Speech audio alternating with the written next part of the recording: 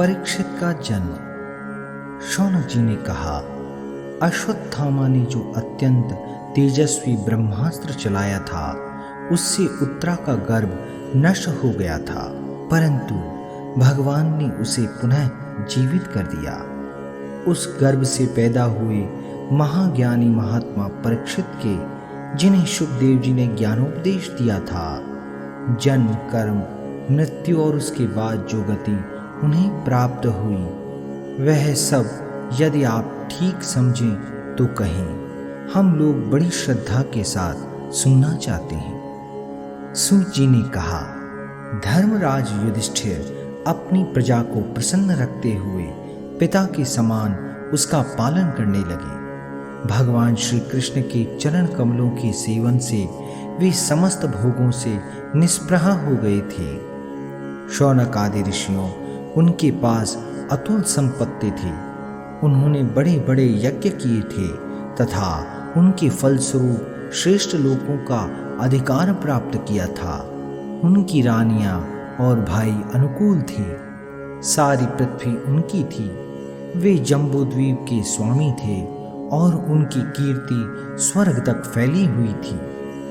उनके पास भोग की ऐसी सामग्री थी जिसके लिए देवता लोग भी लालायित रहते हैं, परंतु जैसे भूखे मनुष्य को भोजन के अतिरिक्त दूसरे पदार्थ नहीं सुहाते, वैसे ही उन्हें भगवान के सिवा दूसरी कोई वस्तु सुख नहीं देती थी। शौनक जी, उत्तरा के गर्भ में स्थित वह वीर शिशु परीक्षित जब अश्वत्थामा के ब्रह्मास्त्र के तेज से जलने लगा, तब उसने देखा कि उसकी आंखों के सामने एक ज्योतिर्मय पुरुष है। वह देखने में तो अंगूठे भर का है, परंतु उसका स्वरूप बहुत ही निर्मल है। अत्यंत सुंदर श्याम शरीर है। बिजली के समान चमकता हुआ पीतांबर धारण किए हुए है। सिर पर सोने का मुकुट झिलमिला रहा है। उस निर्विकार पुरुष के बड़ी ही सुंदर लंबी लंबी 4 भुजाएं हैं। कानों में तपाए हुए स्वर्ण के सुंदर कुंडल हैं। आंखों में लालिमा है। हाथ में लूके के समान जलती हुई गदा लेकर उसे बार बार घुमाता जा रहा है और स्वयं शिशु के चारों ओर घूम रहा है। जैसे सूर्य अपनी किरणों से कोहरे को भगा देते हैं, वैसे ही वह गदा के द्वारा ब्रह्मास्त्र के तेज को शांत करता जा रहा था। उस पुरुष को अपने समीप देखकर वह गर्भस्थ शिशु सोचने लगा कि यह कौन है। इस प्रकार 10 मास के गर्भस्थ शिशु के सामने ही धर्म रक्षक अप्रमेय भगवान श्री कृष्ण ब्रह्मास्त्र के तेज को शांत करके वहीं अंतर ध्यान हो गए। तदंतर अनुकूल ग्रहों के उदय से युक्त समस्त सद्गुणों को विकसित करने वाले शुभ समय में पांडु के वंशधर परीक्षित का जन्म हुआ। जन्म के समय ही वह बालक इतना तेजस्वी दीख पड़ता था मानो स्वयं पांडु ने ही फिर से जन्म लिया हो। पौत्र के जन्म की बात सुनकर राजा युधिष्ठिर मन में बहुत प्रसन्न हुए। उन्होंने धौम्य, कृपाचार्य आदि ब्राह्मणों से मंगल वाचन और जात कर्म संस्कार करवाए। महाराज युधिष्ठिर दान के योग्य समय को जानते थे। उन्होंने प्रजातीर्थ नामक काल में अर्थात नाल काटने के पहले ही ब्राह्मणों को स्वर्ण, गौएं, पृथ्वी, गांव, उत्तम जाति के हाथी घोड़े और उत्तम अन्न का दान दिया।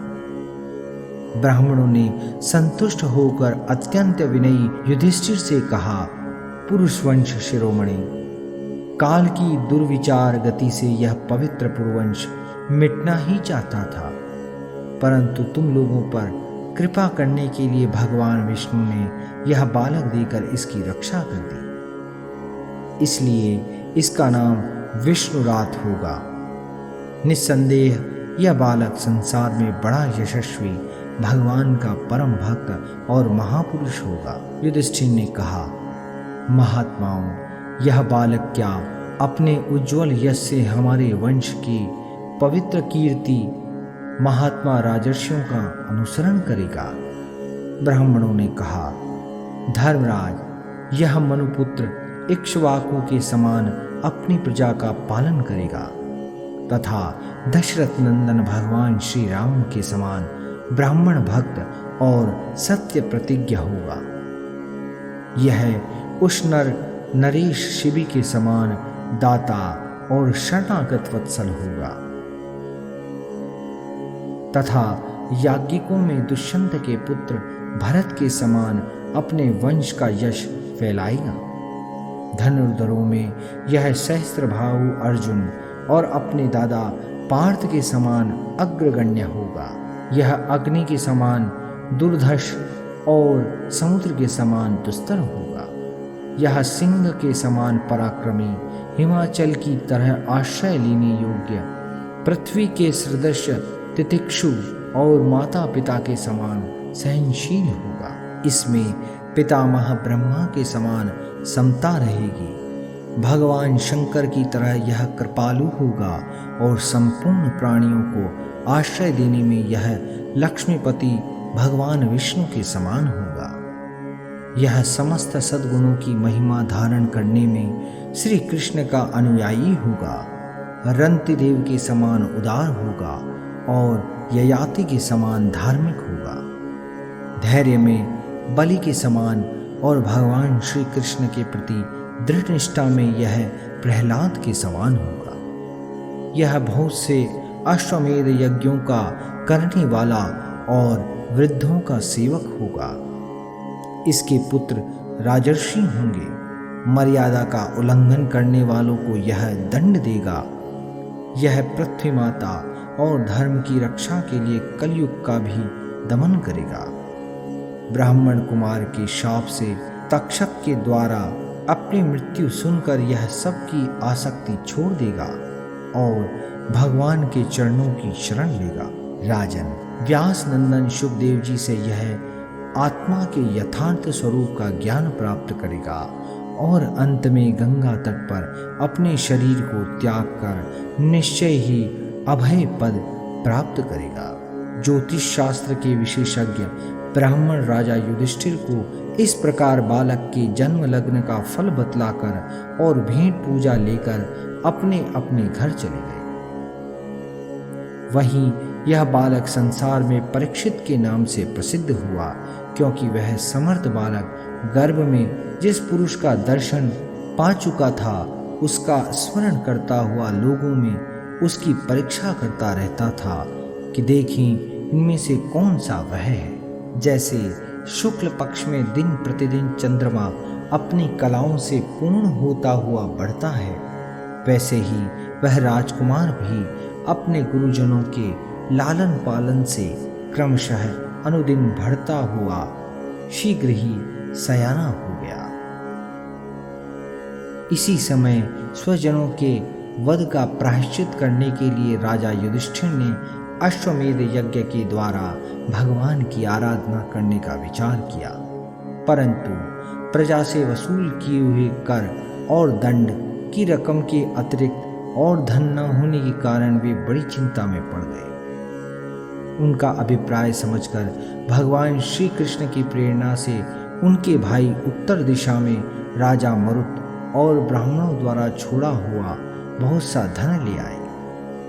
उससे यज्ञ की सामग्री एकत्र करके धर्मभीरु महाराज युधिष्ठिर ने 3 अश्वमेध यज्ञों के द्वारा भगवान की पूजा की। युधिष्ठिर के निमंत्रण से पधारे हुए भगवान ब्राह्मणों द्वारा उनका यज्ञ संपन्न कराकर अपने सुहृद पांडवों की प्रसन्नता के लिए कई महीनों तक वहीं रहे। शौनक जी, इसके बाद भाइयों सहित राजा युधिष्ठिर और द्रौपदी से अनुमति लेकर अर्जुन के साथ यदुवंशियों से घिरे हुए भगवान श्री कृष्ण ने द्वारका के लिए प्रस्थान किया।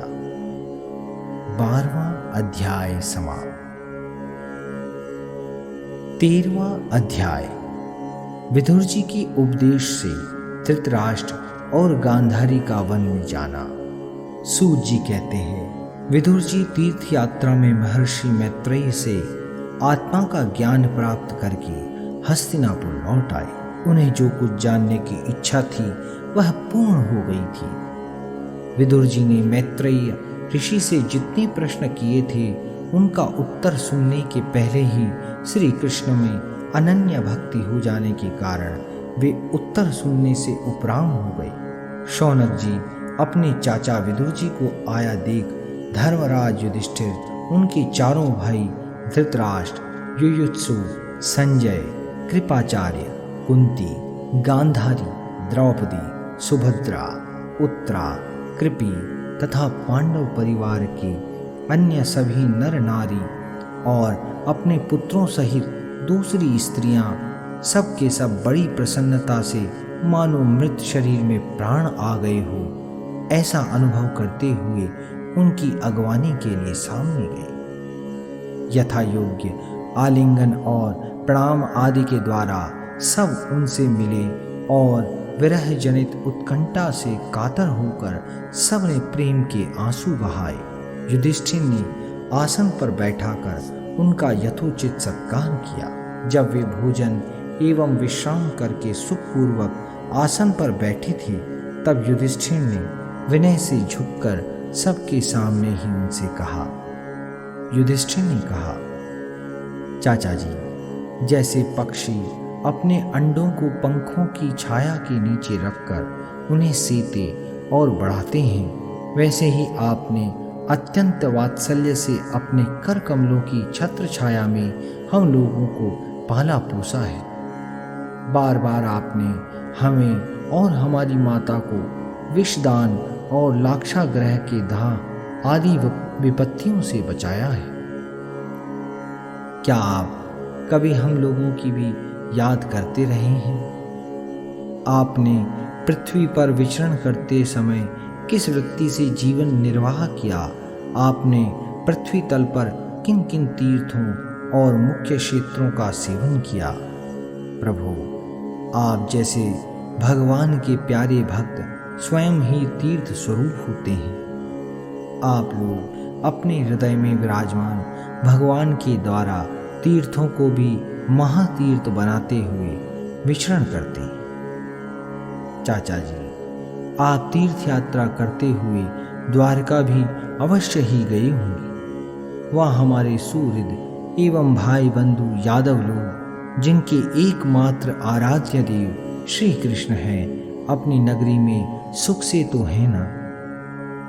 आपने यदि जाकर देखा नहीं होगा तो सुना तो अवश्य ही होगा। युधिष्ठिर के इस प्रकार पूछने पर विदुर जी ने तीर्थों और यदुवंशियों के संबंध में जो कुछ देखा, सुना और अनुभव किया था सब क्रम से बतला दिया। केवल यदुवंश के विनाश की बात नहीं की। करुण हृदय विदुर जी पांडवों को दुखी नहीं देख सकते थे, इसलिए उन्होंने यह अप्रिय एवं असह्य घटना पांडवों को नहीं सुनाई, क्योंकि वह तो स्वयं ही प्रकट होने वाली थी। पांडव विदुर जी का देवता के समान सेवा सत्कार करते थे।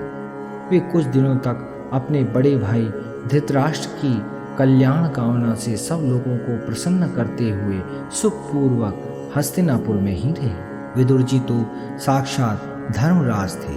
मांडव्य ऋषि के शाप से ये 100 वर्ष के लिए शूद्र बन गए थे। इतने दिनों तक यमराज के पद पर आर्यमा थे और वहीं पापियों को उचित दंड देते थे। राज्य प्राप्त हो जाने पर अपने लोकपालों सरीखे भाइयों के साथ राजा युधिष्ठिर वंशधर परीक्षित को देखकर अपनी अतुल संपत्ति से आनंदित रहने लगे। इस प्रकार पांडव गृहस्थ के काम धंधों में रम गए और उन्हीं के पीछे एक प्रकार से ये बात भूल गए, अनजान में ही हमारा जीवन मृत्यु की ओर जा रहा है। अब देखते देखते उनके सामने वह समय आ पहुंचा जिसे कोई टाल नहीं सकता। परंतु विदुर जी ने काल की गति जानकर अपने बड़े भाई धृतराष्ट्र से कहा, महाराज देखिए, अब बड़ा भयंकर समय आ गया है, झटपट यहाँ से निकल चलिए। हम सब लोगों के सिर पर वह सर्वसमर्थ काल मंडराने लगा है, जिसके टालने का कहीं भी कोई उपाय नहीं है। काल के वशीभूत होकर जीव का अपने प्रियतम प्राणों से भी बात की बात में वियोग हो जाता है, फिर धन जन आदि दूसरी वस्तुओं की तो बात ही क्या है। आपके चाचा, ताऊ, भाई, सगे संबंधी और पुत्र सभी मारे गए। आपकी उम्र भी ढल चुकी, शरीर बुढ़ापे का शिकार हो गया। आप पराए घर में पड़े हुए हैं। ओह, इस प्राणी को जीवित रहने की कितनी प्रबल इच्छा होती है। इसी के कारण तो आप भीम का दिया हुआ टुकड़ा खाकर कुत्ते का सा जीवन बिता रहे हैं। जिनको आपने आग में जलाने की चेष्टा की, विष देकर मार डालना चाहा, भरी सभा में जिनकी विवाहिता पत्नी को अपमानित किया, जिनकी भूमि और धन छीन लिए, उन्हीं के अन्न से पले हुए प्राणों को रखने में क्या गौरव है। आपके अज्ञान की हद हो गई कि अब भी आप जीना चाहते हैं, परंतु आपके चाहने से क्या होगा। पुराने वस्त्र की तरह बुढ़ापे से गला हुआ आपका शरीर आपके न चाहने पर भी क्षीण हुआ जा रहा है। अब इस शरीर से आपका कोई स्वार्थ सधने वाला नहीं है। इसमें फंसिए मत, इसकी ममता का बंधन काट डालिए। जो संसार के संबंधियों से अलग रहकर उनके अनजान में अपने शरीर का त्याग करता है, वह धीर कहा गया है। चाहे अपनी समझ से हो या दूसरे के समझाने से, जो इस संसार को दुख रूप समझकर इससे विरक्त हो जाता है और अपने अंतःकरण को वश में करके हृदय में भगवान को धारण कर संन्यास के लिए घर से निकल पड़ता है, वही उत्तम मनुष्य है। इसके आगे जो समय आने वाला है, वह प्राय मनुष्य के गुणों को घटाने वाला होगा। इसलिए आप अपने कुटुंबियों से छिपकर उत्तराखंड में चले जाइए। जब छोटे भाई विदुर ने अंधे राजा धृतराष्ट्र को इस प्रकार समझाया, तब उनकी प्रज्ञा के नेत्र खुल गए। वे भाई बंधुओं के सुदृढ़ स्नेह पाशों को काटकर अपने छोटे भाई विदुर के दिखलाए हुए मार्ग से निकल पड़े। जब परम पतिव्रता सुबल नंदिनी गांधारी ने देखा कि मेरे पतिदेव तो उस हिमालय की यात्रा कर रहे हैं जो सन्यासियों को वैसा ही सुख देता है जैसा वीर पुरुषों को लड़ाई के मैदान में अपने शत्रु के द्वारा किए हुए न्यायोचित प्रहार से होता है, तब वे भी उनके पीछे पीछे चल पड़े। अजात शत्रु युधिष्ठिर ने प्रातःकाल संध्या वंदन तथा अग्निहोत्र करके ब्राह्मणों को नमस्कार किया और उन्हें तिल, गौ, भूमि और स्वर्ण दान दिया। इसके बाद जब वे गुरुजनों की चरण वंदना के लिए राजमहल में गए, तब उन्हें धृतराष्ट्र, विदुर तथा गांधारी के दर्शन नहीं हुए। युधिष्ठिर ने उद्विग्न चित्त होकर वहीं बैठे हुए संजय से पूछा, संजय, मेरे वे वृद्ध और नेत्रहीन पिता धृतराष्ट्र कहाँ हैं? पुत्र शोक से पीड़ित दुखिया माता गांधारी और मेरे परम हितैषी चाचा विदुर जी कहाँ चले गए? ताऊ जी अपने पुत्रों और बंधु बांधवों के मारे जाने से दुखी थे। मैं बड़ा मंदबुद्धि हूँ, कहीं मुझसे किसी अपराध की आशंका करके वे माता गांधारी सहित गंगा जी में तो नहीं कूद पड़े। जब हमारे पिता पांडु की मृत्यु हो गई थी और हम लोग नन्हे नन्हे बच्चे थे, तब इन्हीं दोनों चाचाओं ने बड़े बड़े दुखों से हमें बचाया था। वे हम पर बड़ा ही प्रेम रखते थे। हाय, वे यहाँ से कहाँ चले गए? सूत जी कहते हैं, संजय अपने स्वामी धृतराष्ट्र को न पाकर कृपा और स्नेह की विकलता से अत्यंत पीड़ित और विरहातुर हो रहे थे। वे युधिष्ठिर को कुछ उत्तर न दे सके। फिर धीरे धीरे बुद्धि के द्वारा उन्होंने अपने चित्त को स्थिर किया, हाथों से आंखों के आंसू पोंछे और अपने स्वामी धृतराष्ट्र के चरणों का स्मरण करते हुए युधिष्ठिर से कहा। संजय बोले, कुलनंदन, मुझको आपके दोनों चाचा और गांधारी के संकल्प का कुछ भी पता नहीं है। महाबाहो, मुझे तो उन महात्माओं ने ठग लिया। संजय इस प्रकार कह ही रहे थे कि तुम्बुरु के साथ देवर्षि नारद जी वहां आ पहुंचे। महाराज युधिष्ठिर ने भाइयों सहित उठकर उन्हें प्रणाम किया और उनका सम्मान करते हुए बोले। युधिष्ठिर ने कहा, भगवान, मुझे अपने दोनों चाचाओं का पता नहीं लग रहा है। न जाने वे दोनों और पुत्र शोक से व्याकुल तपस्विनी माता गांधारी यहाँ से कहाँ चले गए। भगवान, अपार समुद्र में कर्णधार के समान आप ही हमारे पारदर्शक हैं। तब भगवान के परम भक्त भगवन्मय देवर्षि नारद ने कहा, धर्मराज, तुम किसी के लिए शोक मत करो, क्योंकि यह सारा जगत ईश्वर के वश में है। सारे लोग और लोकपाल विवश होकर ईश्वर की ही आज्ञा का पालन कर रहे हैं। वही एक प्राणी को दूसरे से मिलाता है और वही उन्हें अलग करता है। जैसे बैल बड़ी रस्सी में बंधे और छोटी रस्सी से नथे रहकर अपने स्वामी का भार ढोते हैं, उसी प्रकार मनुष्य भी वर्णाश्रम आदि अनेक प्रकार के नामों से वेद रूप रस्सी में बंधकर ईश्वर की ही आज्ञा का अनुसरण करते हैं। जैसे संसार में खिलाड़ी की इच्छा से ही खिलौनों का संयोग और वियोग होता है, वैसे ही भगवान की इच्छा से ही मनुष्यों का मिलना बिछुड़ना होता है।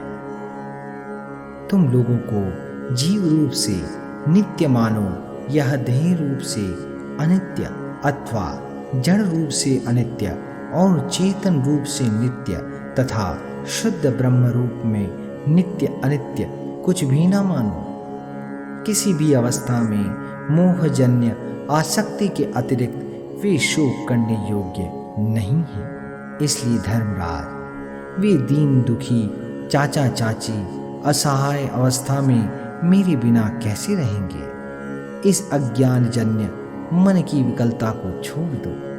यह 5 भौतिक शरीर काल कर्म और गुणों के वश में है। अजगर के मुंह में पड़े हुए पुरुष के समान यह पराधीन शरीर दूसरों की रक्षा ही क्या कर सकता है। हाथ वालों के बिना हाथ वाले, 4 पैर वाले पशुओं के बिना पैर वाले और उनमें भी बड़े जीवों के छोटे जीव आहार हैं। इस प्रकार एक जीव दूसरे जीव के जीवन का कारण हो रहा है। इन समस्त रूपों में जीवों के बाहर और भीतर वही एक स्वयं प्रकाश भगवान, जो संपूर्ण आत्माओं के आत्मा है, माया के द्वारा अनेकों प्रकार से प्रकट हो रहे हैं। तुम केवल उन्हीं को देखो। महाराज, समस्त प्राणियों को जीवन दान देने वाले वे ही भगवान इस समय इस पृथ्वी तल पर देवद्रोहियों का नाश करने के लिए अपने काल रूप से अवतीर्ण हुए हैं। अब वे देवताओं का कार्य पूरा कर चुके हैं। थोड़ा सा काम और शेष है, उसी के लिए वे रुके हुए हैं। जब तक वे प्रभु यहाँ हैं, तब तक तुम लोग भी उनकी प्रतीक्षा करते रहो। धर्मराज, हिमालय के दक्षिण भाग में जहाँ सप्त ऋषियों की प्रसन्नता के लिए गंगा जी ने अलग अलग 7 धाराओं के रूप में अपने को 7 भागों में विभक्त कर दिया है, जिसे सप्तश्रोत कहते हैं, वही ऋषियों के आश्रम पर धृतराष्ट्र अपनी पत्नी गांधारी और विदुर के साथ गए हैं। वहां वे त्रिकाल स्नान और विधिपूर्वक अग्निहोत्र करते हैं। अब उनके चित्त में किसी प्रकार की कामना नहीं है। वे केवल जल पीकर शांत चित्त से निवास करते हैं। आसन जीतकर प्राणों को वश में करके उन्होंने अपनी 6 इंद्रियों को विषयों से लौटा लिया है। भगवान की धारणा से उनके तमोगुण, रजोगुण और सत्वगुण के मल नष्ट हो चुके हैं। उन्होंने अहंकार को बुद्धि के साथ जोड़कर और उसे क्षेत्रज्ञ आत्मा में लीन करके उसे भी महाकाश में घटाकाश के समान सर्वाधिष्ठान ब्रह्म में एक कर दिया है। उन्होंने अपनी समस्त इंद्रियों और मन को रोककर समस्त विषयों को बाहर से ही लौटा दिया है और माया के गुणों से होने वाले परिणामों को सर्वथा मिटा दिया है। समस्त कर्मों का संन्यास करके वे इस समय ठूंठ की तरह स्थिर होकर बैठे हुए हैं।